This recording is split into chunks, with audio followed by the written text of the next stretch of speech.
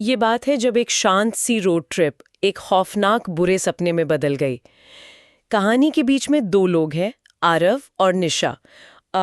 दोनों करीब 5 साल से रिलेशनशिप में हैं। हाँ, और आरव पेशे से एक फोटोग्राफर है ना? बिल्कुल। पर उसका शौक सिर्फ कला नहीं है, मतलब उसे हर पल को कैमरे में कैद करने का एक अजीब सा जुनून है। मानो अगर कोई घटना कैमरे में रिकॉर्ड नहीं हुई तो वो असलियत में कभी घटी ही नहीं।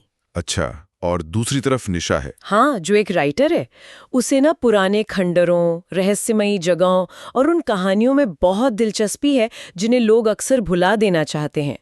तो होता क्या है, निशा के बर्थडे पे आरव उसे एक सरप्राइज देता है।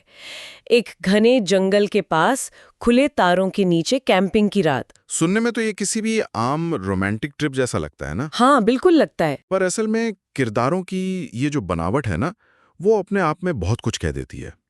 अक्सर लोग सोचते हैं कि दो अलग-अलग शौक रखने वाले लोग एक दूसरे को पूरा करते हैं, लेकिन यहाँ निशा का उस रहस्य की तरफ खिंचाव जिसे खामोशी छोड़ देना चाहिए था, और आरव का हर चीज को कैमरे के फ्रेम के पीछे से देखने का नजरिया, ये दोनों आदतें एक ऐसा कॉकटेल बनाती हैं जो किसी भी खतरे को बुलावा दे सकता है। मतलब उनकी आदतें ही उनके लिए खतरा बन गई। बिल्कुल। देखो, इंसान की फितरत होती है कि वो अज्ञात चीजों की तरफ आकर्षित होता है, पर आरव का मामला थोड़ा अलग है। वो असल दुनिया को सीधे तौर पर महसूस करने के बजाय उसे एक मशीन के जरिए प्रोसेस करता है। सही कह रहे हो। और ये कैमरे वाली बात कहानी के आगे के हिस्से में बहुत बड़ा रोल प्ले करती है। तो दोनों शहर की भीड़-भाड़ से दूर अपनी गाड़ी में निकलते हैं। 2 घंटे की लंबी ड्राइव के बाद वो एक गांव के पास पहुंचते हैं जिसका नाम है रुधिरपुर। रुधिरपुर नाम ही अजीब है। हाँ, और शाम के मुश्किल से 6 बज रहे थे, लेकिन उस गांव की सरहद में घुसते ही ऐसा लगा मानो अचानक आधी रात हो गई हो। आसमान में अजीब सा धुंधुलका था। पूरा गांव एकदम सुनसान पड़ा था। मतलब कोई परिंदा भी नहीं? कोई इंसान नहीं, किसी जानवर की कोई आवाज नहीं, लेकिन जो चीज उस सन्नाटे से भी ज्यादा डराती है, वो है उस गांव की बनावट। हर घर के बाहर आग की मशालें जल रही थी, और उन घरों के दरवाजे, मतलब हर एक दरवाजा खून की तरह गाढ़े लाल रंग से रंगा हुआ था। बाप रे। और पता है, उन पर काले रंग से कुछ बहुत ही अजीब उलझे हुए मंत्र लिखे थे। ये मंजर किसी भी इंसान को अंदर तक डरा देने के लिए काफी था। कोई भी आम इंसान ऐसी जगह देखकर तुरंत समझ जाएगा कि कुछ बहुत गलत है, गाड़ी घुमाएगा और वहां से बिना पीछे देखे भाग निकलेगा। हाँ, नॉर्मल रिएक्शन तो यही होगा। पर आरव क्या करता है? वो गाड़ी से बाहर निकलता है, अपना कैमरा उठाता है और उन डरावने लाल दरवाजों की तस्वीरें खींचने लगता है। मतलब क्या कैमरे के लेंस के पीछे इंसान को ये गलतफहमी हो जाती है कि वो उस स्थिति से पूरी तरह बाहर है? इस बर्ताव को समझने के लिए ना थोड़ा मनोविज्ञान की गहराइयों में जाना होगा। जब किसी इंसान का दिमाग अचानक किसी बहुत बड़े खतरे या किसी ऐसी चीज का सामना करता है जो सामान्य नहीं है, तो दिमाग उस सच को सीधे तौर पर स्वीकार नहीं कर पाता। अच्छा, वो डिनायल में चला जाता है। बिल्कुल, वो उसे नकारने की कोशिश करता है। वो लाल दरवाजे, काले मंत्र और वो सन्नाटा, ये सब बहुत ही स्पष्ट चेतावनियां थीं, वार्निंग साइंस थे। लेकिन आरव का दिमाग उस डर को प्रोसेस करने से बच रहा था, और कैमरा वहां उसके लिए एक दिमागी सुरक्षा कवच की तरह काम कर रहा था। जैसे कोई जहरीली जगह पर जाने से पहले हेजमेट सूट पहन गया था ना, ये सोचकर कि वो जहर से बच जाएगा। तो आरव के लिए उसका कैमरा वही सूट था। हाँ, जब कोई व्यक्ति व्यू फाइंडर या स्क्रीन से दुनिया को देखता है तो दिमाग को लगता है कि वो सिर्फ एक दर्शक है, उस घटना का हिस्सा नहीं।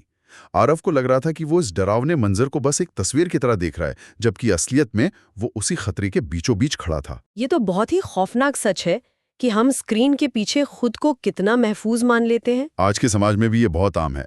लोग किसी हादसे को अपनी आंखों से देखकर मदद करने के बजाय उसे फोन में रिकॉर्ड करने लगते हैं। बिल्कुल सही कहा तुमने। स्क्रीन इंसान को असलियत से काट देती है, और आरव की ये ढाल तब टूटती है जब कहानी में पहला सीधा अलौकिक संकेत सामने आता है। वो कैसे?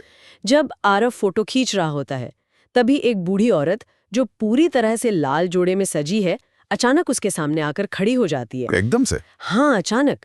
वो आरव की आंखों में देखती है और एक अजीब सी बेजान आवाज में कहती है, बंगले से बारात निकलने वाली है, जल्दी से छुप जाओ। अरे बाप रे। और इससे पहले कि आरव कुछ पूछ पाता, वो पलक झपकते ही वहां से गायब हो जाती है। ये चेतावनी ना पूरी कहानी का रुख बदल देती है। वो बूढ़ी औरत कोई आम इंसान नहीं थी, ये बात एकदम साफ है। लेकिन यहाँ गौर करने वाली बात यह है कि आरव इस घटना के बाद भी वहां से भागने का फैसला नहीं करता। हाँ, वो वही रुकता है। वो शायद अपने अचेतन मन में इसे भी उस गांव का कोई अजीब नाटक या वहम मानकर नजरअंदाज कर देता है। और यही उसकी सबसे बड़ी भूल साबित होती है, क्योंकि जब आरव घबरा कर पीछे मुड़ता है तो उसकी नजर अपनी गाड़ी पर पड़ती है और निशा वहां नहीं होती। गायब हो गई। वो गाड़ी से बाहर आ चुकी होती है और अंधेरे में किसी के साथ आगे बढ़ रही होती है। आरव गौर से देखता है तो उसके रोंगटे खड़े हो जाते हैं। निशा के साथ एक ऐसा आदमी है जो किसी पुराने जमाने के दूल्हे की तरह सजा है, लेकिन उसके चेहरे पर बंधे सेहरे से और उसके हाथों से लगातार खून टपक रहा है। उफ, ये मंजर तो सच में बहुत डरावना है। और इतना ही नहीं, उनके आसपास कई औरतें जो दुल्हन के लाल जोड़े में हैं, गोल घेरा बनाकर अजीब से मंत्र पढ़ रही हैं। आरव पूरी ताकत से चीखता है, लेकिन तभी अचानक निशा उसके कंधे पर पीछे से हाथ रखती है। क्या? वो तो उस दूल्हे के साथ थी ना? वही तो। आरव मुड़कर देखता है तो निशा बिल्कुल सामान्य है। उसे कोई दूल्हा नहीं दिखा, कोई औरतें नहीं दिखी। वो कहती है कि वो तो बस पास के एक पुराने खंडर जैसे बंगले को देखकर आ रही है। ये मंजर दिमाग को पूरी तरह उलझा देता है। ये वो पल है जहां से उस जगह की असली ताकत का अंदाजा होता है। जो भी वो अदृश्य शक्ति है, वो बहुत ही चालाकी से आरव के दिमाग के साथ खेल रही है। ये कोई साधारण भूत प्रेत की घटना नहीं है। मतलब कोई चीजें हवा में नहीं उड़ रही। बिल्कुल, ये एक मनोवैज्ञानिक हमला है। वो शक्ति जानबूझकर आरव को ऐसे दृश्य दिखा रही है जो निशा की आंखों से ओझल हैं। इसका सीधा मकसद आरव को अंदर से कमजोर करना है। जब कोई व्यक्ति कुछ ऐसा देखता है जो उसके सबसे करीब खड़े इंसान को नहीं दिख रहा, तो वो सबसे पहले खुद की मानसिक स्थिति पर शक करने लगता है। वो पागलपन महसूस करने लगता है। हाँ, वो शक्ति आरव को पागलपन की हद तक ले जाना चाहती है ताकि वो निशा की रक्षा करने लायक ही ना बची। पर मुझे एक बात खटक रही है यहाँ। अगर वो शक्ति सिर्फ आरव के दिमाग से खेल रही है, तो रात के समय जो होता है वो उस तर्क को पूरी तरह पलट देता है। रात में क्या हुआ? जब वो दोनों गांव से थोड़ा दूर नदी किनारे अपना कैंप लगाते हैं, तब कहानी सबसे डरावना मोड़ लेती है। बॉनफायर जल रही है और आरव उस आग की रोशनी में निशा की कुछ फोटोज क्लिक करता है। लेकिन जब वो अपने डिजिटल कैमरे की स्क्रीन पर उन तस्वीरों को रिव्यू करता है, तो हर फोटो में निशा के ठीक पीछे वही खून से लथपथ दूल्हा खड़ा होता है। बाप रे, स्क्रीन में दिख रहा था वो। हाँ, और जैसे जैसे वो अगली फोटो देखता है, वो दूल्हा निशा के और करीब आता जा रहा होता है। आरव कांपते हुए कैमरे की स्क्रीन निशा की तरफ घुमाता है, लेकिन निशा जब उन तस्वीरों को देखती है तो उसे सब कुछ एकदम नॉर्मल दिखता है। उसे स्क्रीन में भी कुछ नहीं दिखा? नहीं, उसे स्क्रीन पर सिर्फ अपनी तस्वीरें नजर आती हैं। पीछे का अंधेरा नजर आता है, लेकिन कोई दूल्हा नहीं। और रात को जब आरव गांव की खींची हुई तस्वीरें वापस देखता है, तो उसे उन डरावने लाल दरवाजों के बाहर भी हर फोटो में वो दूल्हा खड़ा नजर आता है। ये सब इस पूरी घटना का सबसे जटिल और दिलचस्प पहलू है। यहाँ कैमरा दो अलग अलग आयामों, दो अलग दुनियाओं के बीच का एक पुल बन गया है। पर एक सेकंड रुको, कैमरा तो बस शीशे, लेंस और सेंसर से बनी एक मशीन है ना। अगर कोई चीज कैमरे में दिख रही है और निशा की असली आंखों से नहीं, तो क्या वो रूह जानबूझकर कैमरे के सॉफ्टवेयर या मशीन के जरिए आरव से संपर्क कर रही थी? ये एक बहुत ही जायज सवाल है। आमतौर पर कहानियों में दिखाया जाता है कि भूत प्रेत बिजली के उपकरणों को कंट्रोल करते हैं, लेकिन यहाँ जो हो रहा है वो थोड़ा अलग है।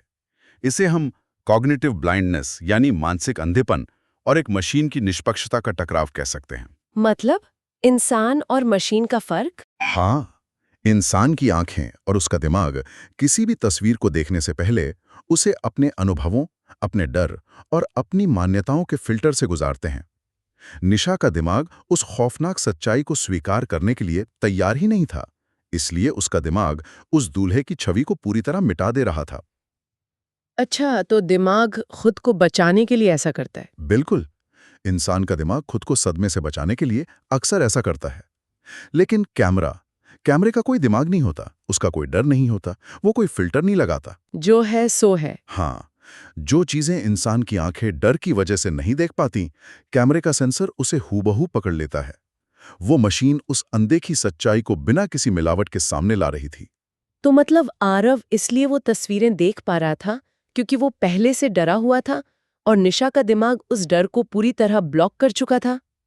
ये सोचकर ही अजीब सी सिहरन होती है कि हमारे ही दिमाग हमें सच्चाई देखने से रोक सकते हैं। सही कहा तुमने। खैर, अगला दिन आता है और शाम होते होते दोनों उसी बंगले के अंदर जाने का फैसला करते हैं जिसे निशा ने कल रात खंडर समझकर देखा था। जो बाहर से खंडर लग रहा था। हाँ, निशा को लगता है कि वो सिर्फ एक पुरानी टूटी फूटी इमारत है, लेकिन अंदर कदम रखते ही आरव के पैरों तले जमीन खिसक जाती है। जो बाहर से एक टूटा फूटा खंडर था, वो अंदर से किसी भव्य राजमहल की तरह सजा हुआ था। दीवारों पर भारी मखमल के पर्दे थे और बीच में एक बहुत बड़ा डाइनिंग टेबल था जिस पर चांदी की थालियों में 56 भोग परोसे गए थे। ये तो एकदम भ्रम जैसा लग रहा है। और वहां एक भी इंसान मौजूद नहीं था।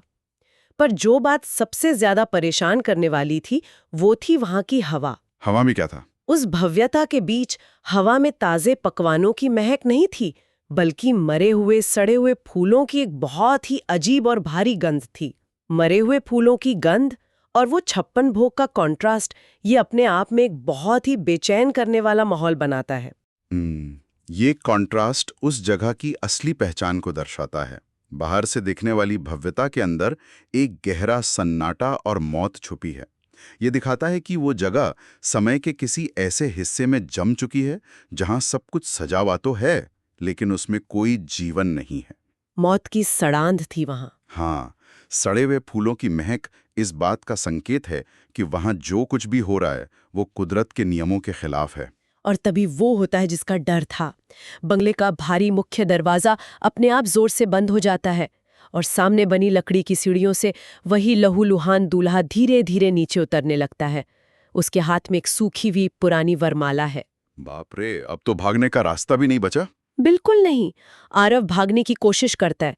वो निशा का हाथ पकड़कर उसे खींचना चाहता है, लेकिन उसके पैर जमीन में धंस जाते हैं, मानो वो पत्थर के बन गए हों। वो 1 इंच की हिल नहीं पाता। और निशा की आंखें पूरी तरह सफेद हो चुकी थीं। उसकी पुतलियां गायब थीं। वो किसी चाबी वाली कठपुतली की तरह बिना किसी विरोध के, बिना किसी भाव के धीरे धीरे उस दूल्हे की तरफ बढ़ने लगती है।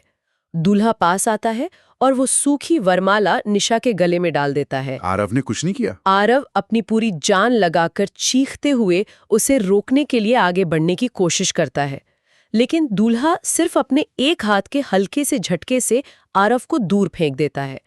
उस झटके के दौरान आरव को पल भर के लिए उस दूल्हे का असली चेहरा दिखता है, एक भयानक, अधमरा, आग में जला हुआ चेहरा जिसमें से अभी भी धुआं निकल रहा था। फिर वो दूल्हा निशा का हाथ पकड़ता है, हवा में फेरे लेता है और एक घने धुएं के साथ दोनों वहां से हमेशा के लिए गायब हो जाते हैं।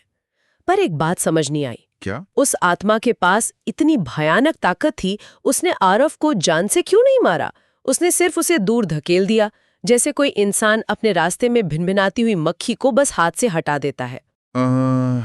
इस मक्खी हटाने वाले उदाहरण से ना इस घटना का पूरा मनोविज्ञान समझ आता है। अगर ये कोई आम भूतिया घटना होती तो शायद वहां चीख पुकार मचती और वो शक्ति दोनों को मार देती, लेकिन ऐसा नहीं हुआ क्योंकि ये एक स्ट्रक्चर्ड रिचुअल था। स्ट्रक्चर्ड रिचुअल मतलब एक तय रस्म? हाँ, एक बहुत ही कठोर नियमों से बंधी हुई रस्म।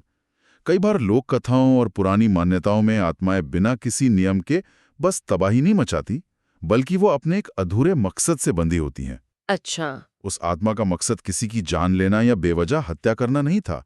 उसका पूरा ध्यान अपनी वो अधूरी रस्म पूरी करने पर था, वो शादी के फेरे पूरे करना। आरव उसके लिए कोई चुनौती या कोई खतरा नहीं था, वो सिर्फ उसकी रस्म के बीच में आने वाली एक छोटी सी रुकावट था, जिसे उसने बिना कोई खास ऊर्जा लगाए किनारे कर दिया। और निशा का वो सफेद आंखों वाला कठपुतली बन जाना, क्या ये महज डर के कारण हुआ लकवा था या कुछ और? नहीं, ये डर नहीं था, ये उस शक्ति के मानसिक नियंत्रण का चरम था। शारीरिक तौर पर किसी को घसीटना एक बात है, लेकिन किसी की आज़ाद इच्छा शक्ति, उसकी फ्री विल को पूरी तरह खत्म कर देना कहीं ज्यादा खौफनाक है। उस आत्मा ने निशा की सोचने समझने की ताकत को शून्य कर दिया था, ताकि उसकी रस्म में कोई चीख पुकार या बाधा ना आए। वो एक रस्म को पूरी पवित्रता और शांति के साथ खत्म करना चाहता था, भले ही वो शांति मौत जैसी क्यों ना हो। ये सब इतना भयानक रूप क्यों ले रहा था? और वो आत्मा असल में थी कौन? इसका सच तब सामने आता है जब आरव बदहवास होकर रोते हुए गांव की गलियों में निशा को ढूंढता है। उसे लगता है शायद निशा कहीं मिल जाए। तभी उसे फिर से वही लाल साड़ी वाली बूढ़ी औरत एक पेड़ के नीचे खड़ी मिलती है। वही औरत जिसने चेतावनी दी थी। हाँ, वही। वो औरत जो राज खोलती है, वो सच में रूह कंपा देने वाला है। वो बताती है कि सालों पहले उस भव्य बंगले में एक बहुत ही घिनौना, क्रूर और लालची जमींदार रहता था। उस जमींदार को दौलत या जमीन से ज्यादा एक और चीज का शौक था, अमर होने का। अमर होने का? हाँ, और उस खौफनाक अमरता को पाने के लिए वो तंत्र मंत्र का सहारा लेता था। उसकी रस्म ये थी कि वो हर अमावस की रात आसपास के किसी गांव की एक नई लड़की से जबरदस्ती शादी करता था और पहली ही रात अपनी तांत्रिक सिद्धियों के लिए उसकी बलि दे देता था। ये तो सच में बहुत ही भयानक इंसान था। उस शैतानी ताकत को खुश करने के लिए वो ऐसा करता था। गांव वाले जुल्म से इतने खौफजदा और गुस्से में थे कि एक दिन उन्होंने बगावत कर दी और उस जमींदार को उसी बंगले के अंदर जिंदा जला दिया। अच्छा, इसीलिए उसका चेहरा जला हुआ था? बिल्कुल, लेकिन उसकी आत्मा वहीं कैद होकर रह गई। और आज अमावस की रात थी। निशा उसकी नई शिकार बन गई थी और अब वो कभी वापस नहीं आने वाली थी। ये सोचकर ही अंदर तक सिहरन होती है। हाँ, कि कैसे आरव ने अपने कैमरे के शौक और एक सरप्राइज के चक्कर में अनजाने में अपनी ही साथी को मौत के मुंह में धकेल दिया। पर अगर हम अमरता की बात करें, जमींदार अमर तो होना चाहता था, पर क्या इस तरह एक खंडर में सदियों तक कैद रहने को, उसी रस्म को बार बार दोहराने को अमरता कहा जा सकता है? ये तो उसका अपना ही बनाया हुआ नर्क है। तुम एकदम सही कह रही हो। इंसान अक्सर ताकत और हमेशा जिंदा रहने की चाहत में ये भूल जाता है कि बिना आज़ादी के अमरता सबसे बड़ी सज़ा है। अगर इस कहानी को एक बड़े नज़रिए से देखा जाए तो ये सत्ता, लालच और कर्मों के फल का सबसे भयानक रूप है। बिल्कुल। ये कहानी बताती है कि कैसे ताकत का नशा इंसान को अंदर से इस हद तक राक्षस बना देता है कि उसकी इंसानियत पूरी तरह खत्म हो जाती है। गांव वालों ने आग लगाकर उसके शरीर को तो खत्म कर दिया, लेकिन उसकी बुराई की जड़ें इतनी गहरी थीं कि वो राख में भी जिंदा रहीं। वो खंडर उसका नर्क बन गया। जमींदार का नर्क तो वो खंडर है ही, जहां वो एक ही खौफनाक रात को बार बार जीने के लिए मजबूर है। लेकिन अगर हम ध्यान दें तो यहाँ सबसे बड़ा और असली दुख उस जमींदार की आत्मा का नहीं है। सबसे बड़ा दुख और सबसे खौफनाक सजा आरव की है। आरव की सजा? वो कैसे? वो तो बच गया ना। शारीरिक रूप से वो बच गया, लेकिन मानसिक रूप से वो उस बंगले में हमेशा के लिए कैद हो गया। आरव की वो जिद कि हम इस अजीब सी जगह को एक्सप्लोर करेंगे, उसका कैमरे की स्क्रीन में दुनिया को देखने का वो जुनून, जहां उसने लाल दरवाजों और काले मंत्रों जैसी असली चेतावनियों को पूरी तरह अनदेखा कर दिया, अब वो जिंदगी भर इस अपराध बोध के साथ जिएगा। गिल्ट के साथ। हाँ, ये गिल्ट कि उसकी एक गलती, उसकी एक अनदेखी ने निशा की जान ले ली। उसके लिए एक ऐसा नर्क होगा जिससे बाहर निकलने का कोई रास्ता नहीं है। जमींदार तो शायद अपनी फितरत के हिसाब से जी रहा है, लेकिन आरव हर रोज अंदर ही अंदर जलेगा। ये सच में बहुत भारी कर देने वाली बात है। एक ट्रिप जो प्यार, खुशियों और यादों से भरी होनी चाहिए थी, वो हमेशा के लिए एक ऐसा जख्म बन गई जिसका कोई इलाज दुनिया में नहीं है। कैमरे की उस मेमोरी कार्ड में अब शायद सिर्फ वो डरावने चेहरे होंगे जो सच्चाई चीख चीख कर बता रहे थे, और आरव की यादों में सिर्फ निशा की वो सफेद बेजान आंखें होंगी जो उसे उम्र भर सोने नहीं देंगी। जब इंसान कुदरत या अनदेखी दुनिया के इशारों को नहीं समझता या अपनी आधुनिक सोच के घमंड में उन्हें झुठलाने की कोशिश करता है, तो उसका अंजाम अक्सर बहुत खौफनाक होता है। आरव को वो सारी चेतावनियां मिली थीं। वो लाल दरवाजे महज रंग नहीं थे, वो काले मंत्र महज डिजाइन नहीं थे, वो बूढ़ी औरत का सामने आना कोई इत्तेफाक नहीं था। लेकिन उसने उन सबको सिर्फ एक फ्रेम में कैद करने की चीज समझा, एक कूल फोटो अपॉर्चुनिटी समझा, हकीकत नहीं। हाँ, उसने वार्निंग्स को इग्नोर किया। और जब तक वो कैमरे के उस पार की हकीकत को समझ पाता, तब तक बहुत देर हो चुकी थी। कैमरे ने जो देखा, काश उसने उसे अपनी असली आंखों से समय रहते देख लिया होता। अब वो जमींदार अपनी उस खौफनाक अमरता की कैद में है और आरव अपने गिल्ट की भयानक कैद में। इन दोनों किरदारों की अपनी अपनी सजा मुकर्रर हो चुकी है। सही कह रही हो। पर इस पूरी कहानी पर गौर करते हुए एक विचार है जो किसी भी तरह मेरे दिमाग से निकल नहीं रहा। ये एक ऐसा सवाल है जो इस खामोश गांव की हवाओं में आज भी गूंजता होगा। जमींदार की आत्मा तो अपने ही बनाए नर्क में अपनी सजा भुगत रही है, वो उसी बंगले में कैद है। आरव अपनी यादों के नर्क में कैद है। हाँ। लेकिन उन अनगिनत लड़कियों की आत्माओं का क्या, जिनकी उस जमींदार ने दशकों तक बलि दी थी, क्या वो भी उसी बंगले के किसी अंधेरे कोने में आज भी आज़ादी के इंतजार में कैद हैं? या फिर क्या वो उसी जमींदार को बार बार हर अमावस पर एक नई लड़की के साथ ये भयानक खेल दोहराते हुए बेबसी से देखने को मजबूर हैं? ये एक ऐसी सोच है जो किसी की भी रातों की नींद उड़ाने के लिए काफ़ी है।